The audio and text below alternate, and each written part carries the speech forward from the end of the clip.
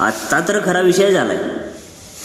राजकारण आणि निष्ठा हा विषय आहेच कुठे आणि का असायला पाहिजे.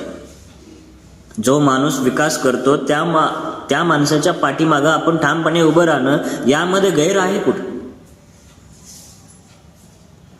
पक्ष पार्टी आम्ही त्या पक्षाचे त्या पार्टीचे निष्ठावंत आहे. कशासाठी आपण निष्ठावंत राहायचं.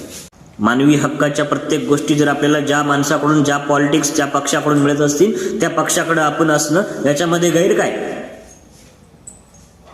4-4 पिढ्या आपण एका पक्षामध्ये घालून आपल्याला काहीच मिळत नाहीये तर आपल्याला त्या पक्षामध्ये राहायचं नाहीये. आपल्याला निष्ठावंत राहायचं नाहीये. आपल्याला विकास आणि विकासच करायचं. हे निष्ठेचं कॅन पाजायची गरज नाही. आता लोक सुज्ञान झालेत, शिकलेत, सुशिक्षित सुसंस्कृत आहेत. त्यांना विकास काय समजतं.